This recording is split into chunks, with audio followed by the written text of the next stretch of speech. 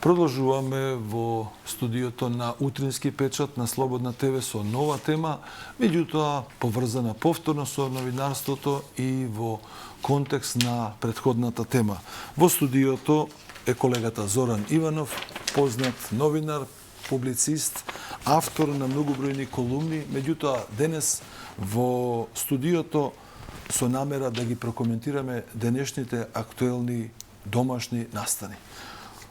Колега Иванов, така го почнав разговорот со сите соговорници, денеска ги нареков колеги, затоа што имавме заеднички елементи за да бидеме колеги, а со вас навистина имаме големо новинарско искуство и колегијалност.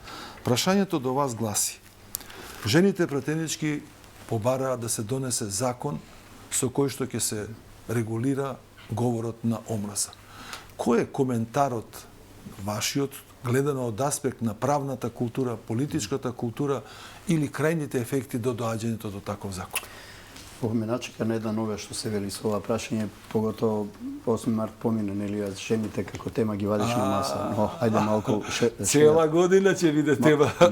Малку слушав од ова, од предходниот соговорник, остави доста впечаток на многу сегменти од оваа тема за која зборувавте. Може би понатаму би кажал ја збор 2. Конкретно околу вашето или твоето прашање, Славе Младеновски, ако може, на ти. Да може слободно. Ние имаме инфлација од закони, а дефлација од спроведување на законите и нивна реализација, и тоа кажа вашиот претходен соговорник, го елаборираше, мислам, многу јасно.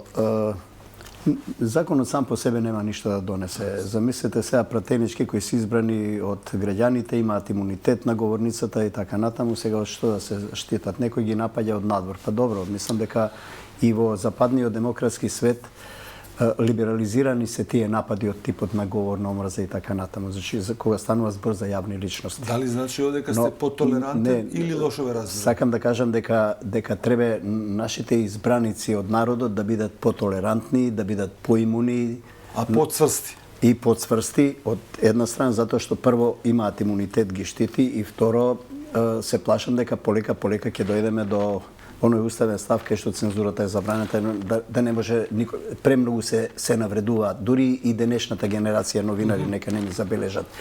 Но кога ова го велам, не велам дека јас пледирам на саморегулација во еден дел и на пред се политичка култура.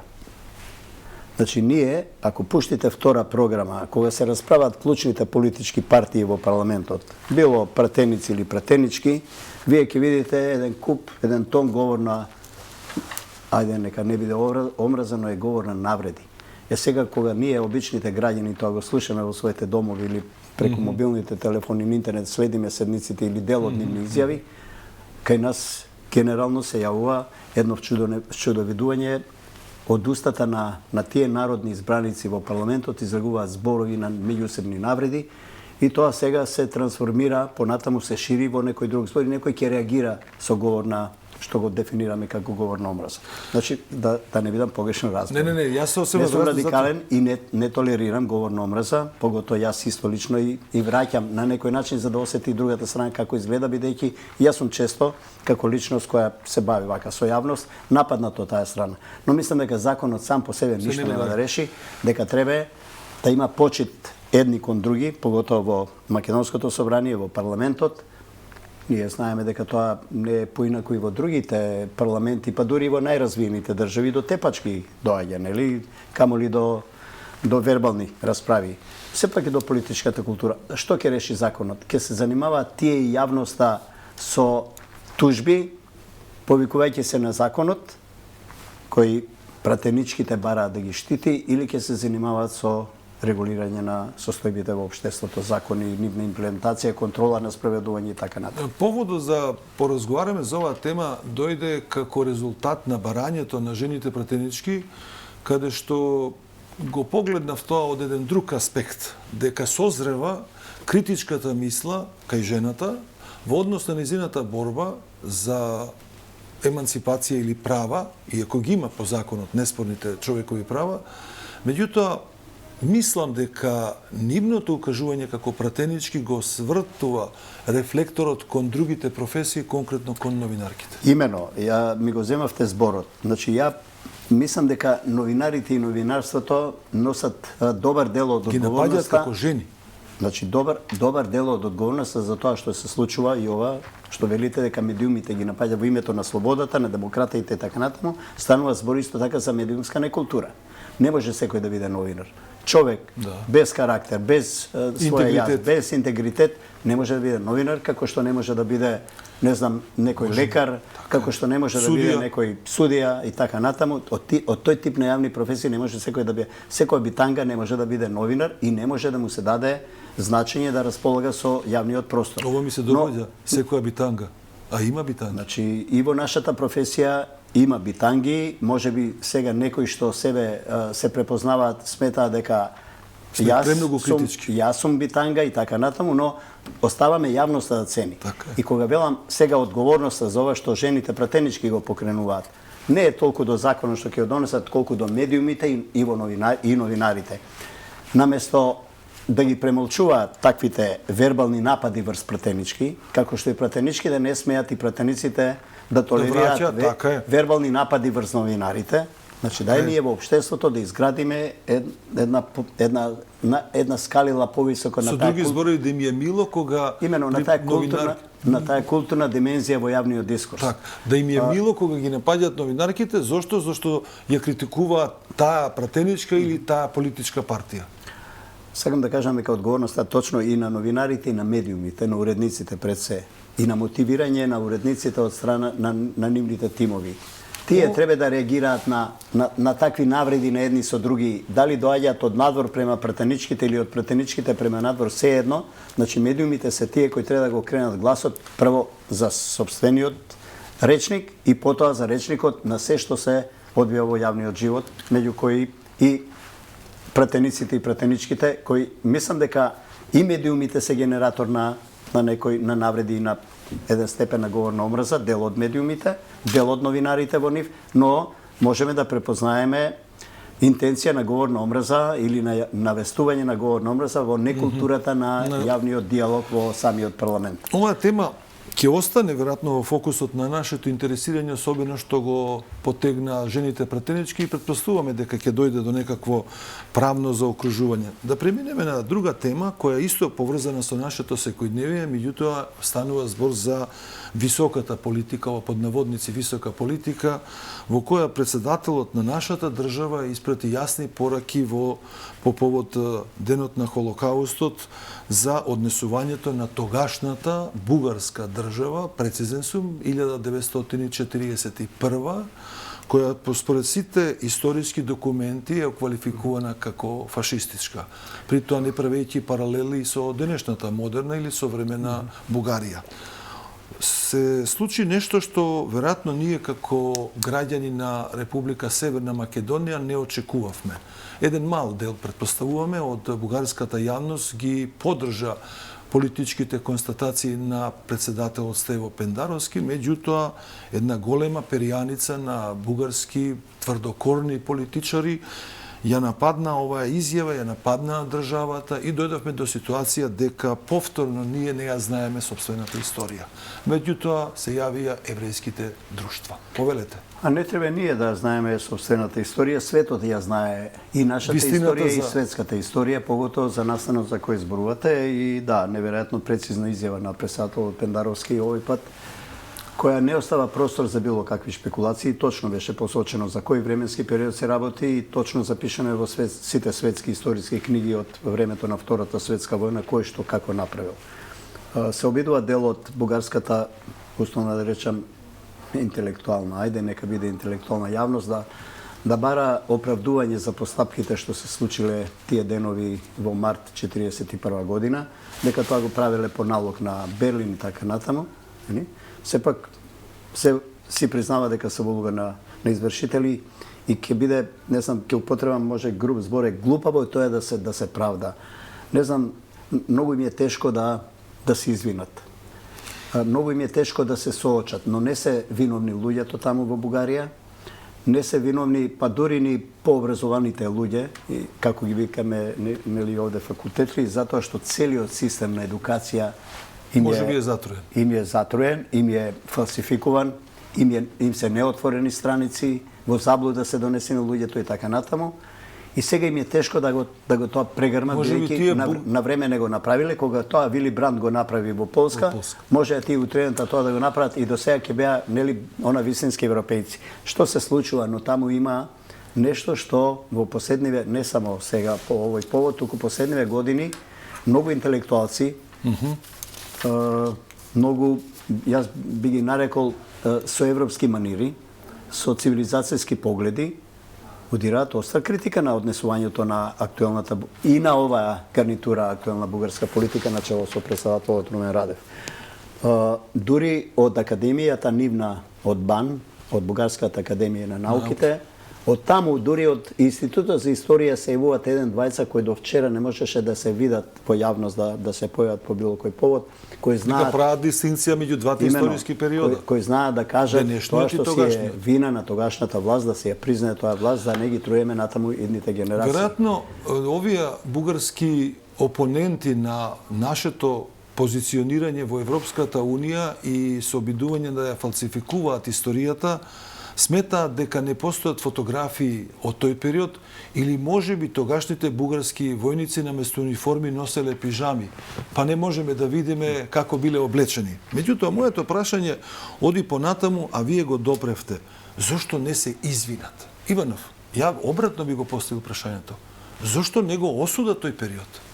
Извинувањето е многу повисок цивилизацијски чин. Они треба прво да дојдат до ситуација да осудат нешто што е по дефиниција во светот оквалификувано со нирнбергските процеси како зло. Тоа е прашање за нив пред се, нели не за нас овде. Јас се прашувам вас, зошто не го направа тоа? Не може да го направат. Да ги учиме прво мали чекори да прават. Не може да го направат затоа што после смртта на Ѓорги Димитров, доаѓа на власт Тодор Живков, почнува во БАН, во нивната академија науки, во нивниот историски институт, почнува масовна фалсификување на тој период, посебно на историјата.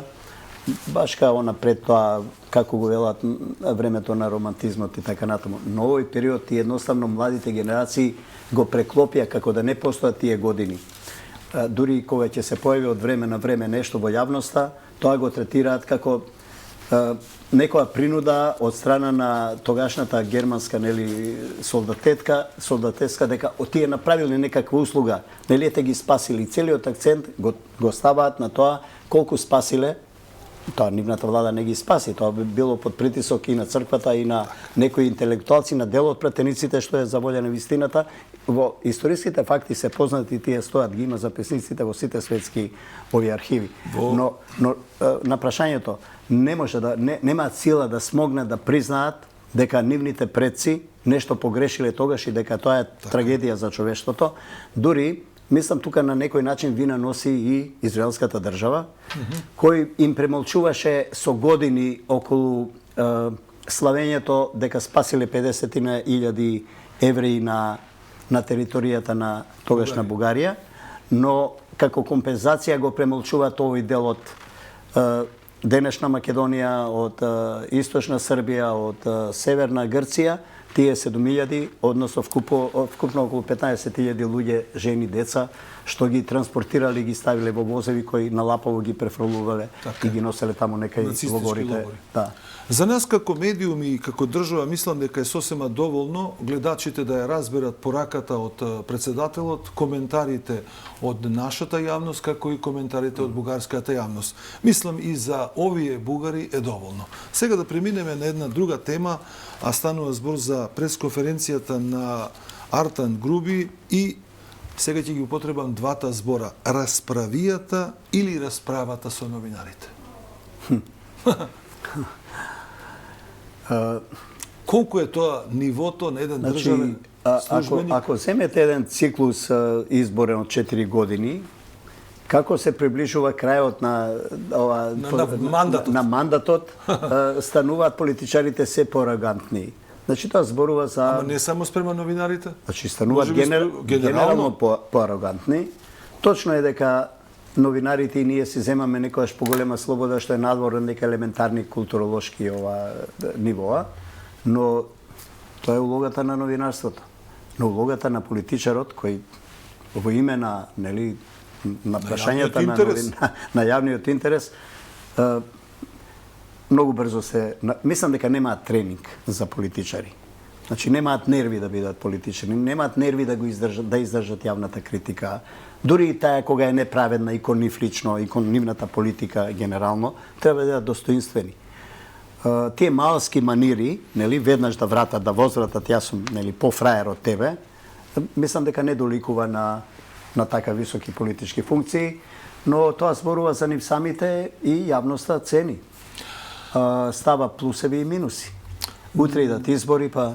И ке е проценат. Веројатно никој не победил во битката со новинарите. Па нема да победат ни лошите политичари. Тоа никогаш не го разбраја политичарите, дека нема појавна професија од новинарството, нема појавна.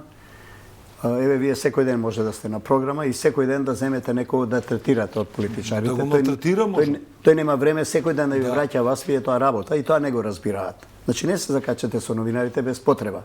Да, во секој случај ако ги прекрши новинарот правилата на игра, има други инстанции, други институции, си има соопштенија, си има ставови, си има до степен на барање на сатисфакција на суд. Да се повикаме на американските филми. Како викаат? Немам коментар. Имено. Немам коментар, немам добро, да ама и тоа немам коментар, па дава право на новинарството да влегува во спекулации. Имено. За крајот на овој разговор ќе се повикам на една нова тема, меѓутоа иста во ова студио која ја говоревме со претходниот соговорник, не со правникот, туку со експертот за монетарна политика Павле Гацов. Станува збор. Кој е вашето мислење за мерките за замрзување на цените? Гледаме две страни. Едната вели подобрување на квалитетот на животот на сиромашното население. Производителите велат, ние уништувате бизнисот, економистите, односно ком експертите велат дека таа мерка... Има една Младеновски една политичка и медиумска мимикрија според мене. Така? И мислам дека многу силен притисок и малку манипулација со јавноста, поготово од страната и на медиумите. Замрзнувањето на цените не е популарна мерка во економијата воопшто, во либерални економии, во пазарни економии. И тоа го знаат сите. Тој го речи човекот. Да, тоа сите го знаеме. Тоа се учи во трето оделение. Но најлибералните економии ги замрзнуваат цените на основните прехранени, бидејќи дисторзија е направена од ковидот, се залепи енергетската криза, па ова со војната, со агресијата на руската агресија врз Украина. Последиците ги трпиме таму, иако секоја држава си има и своји домицилни проблеми со инфлацијата. И сега цените се една мерка непопуларна, но сепак корисна за населението. Од друга страна, јас не забележав дека главните медиуми, телевизиите, поготово кои се уште највлијателни во земјава, да дадат подршка на таква мерка или опозицијата. Сегаш ќе рече да, ама за доцрето, ама не ова, дајте лебо да биде најефтин што може. Па еве го замрзае на 32-31, се и тоа не чини. Значи не велам да се фали владата. Владите постојат да бидат критикувани, но да бидеме објективни и честни, да кажеме како велат оние на поп на бобот боб, нели? Да бидеме честни до крај во јавниот дискурс во искажувањето. Значи, ако еден субјект, во конкретниот случај владата, Министерството за економија, целата влада, се труди да обезбеди по примерот на Франција, на Хрватска, на Словенија, на Босна и Херцеговина, на Србија, цените се замрзнати на сите производи, нормално дека тој цех ќе си го платат од тие што садат, нели, до тие што одгледуваат добиток, до преработувачите на млеко и месо, до житото и така. Сите ќе треба да го стегнеме коланот, за да не дојде до ескалација на социјална загрозеност, да не можат луѓето да се обезбедат елементарни потреби за дома. Се надам дека и овие мерки ќе бидат кратки, пазарот ќе треба тоа да го регулира, но критиките дека ако гледате и потворените програми, реакцијата на јавноста која е затруена, би рекол, од негативната кампања кон се и се што се нарекува власт, се рефлектира и во чувството и расположението на луѓето. Но од друга страна, немаме ние поквалитетна понуда. Тоа е прашањето. И ние како граѓани сегогаш треба да се запрашаме добро. Не е добра оваа мерка. Ајде која е средата, но не слушаме од политичките опоненти да кажат, да понудат и да елаборираат некако поинаква варијанта. Не знам што Сабајле малку фатив ви спомна вашиот експерт за финансии и за економија. Во однос на Вакви мерки никој не би сакал да има, Така е, но така. од принуда во некој период ќе се прават. Такви беа рестрикции за време на ковидот, на енергетската криза и така натаму. 100 пати, да не испадне сега, ќе рече некој апологетски, владата рече дека субвенционира струја, дека ние граѓаните дома си ја плаќаме поевтино, дори почна сметки да не доаѓа со точна пресметка дека колку ние плаќаме 30% ми се чини од вредноста пазарна. Сега, ако ни ја праќа по 100% да ја плаќаме, ние ќе исклучиме струјата, немаме пари да ја платиме, не може нормално. Значи, граѓаните и владата и воопшто државата бараат некој баланс и тука треба сите политички субјекти Да и бидат медиумите да помогнат, да бидеме коректни, да се премости. Утре ќе има други милион теми на кои можат власт, опозиција да се надпреваруваат по своите политички битки и во борбата за власт. Во ова издание на Утрински печат на Слободна ТВ имавме можност да им понудиме на гледачите и на граѓаните три соговорника кои говореа за тројца соговорници за правото, за економијата и за медиумите. Меѓутоа говореа и за слични и сродни теми, така што се надевам дека ќе им биде интересно да ги погледаат и овие содржини. Да, не е тука соговорникот замина претходен, јас сакам да реплицирам, не му се расправа вака преку тебе Младеновски, околу ова со порталите, демократија и така натаму се е убавно. Не може некој да има портала да нема импресум, а да има реклами од разни. Добро, генерално рече дека може да се среди во рамките на професор. Од разни фирми и компании, значи тука државата не ми е јасно. Башка е темата дали ако има навреда, клевета и така натаму, да никој не може да најде кој нели ги упатува клеветите. Друго е со социјалните мрежи, лажни профили и така натаму, тоа е веќе некој приватен простор. Во првиот разговор што го имавме, ве нареков господин Иванов, сега ќе ве нарекувам колега Иванов. Често ќе бидете гостин во студиото на Слободна ТВ, на која ќе говориме за овие теми. Ви благодарам за гостувањето. Почитувани гледачи, го гледавте ова издание во кое говоревме за макроекономската политика, за слободата на говорот правен аспект, како и за актуелните домашни теми поврзани со економската состојба. Секако во Слободен печат можете да прочитате за културата и спортот, за нешто што не беше тема во ова издание, како и за тоа како се однесува или што се случува во светот.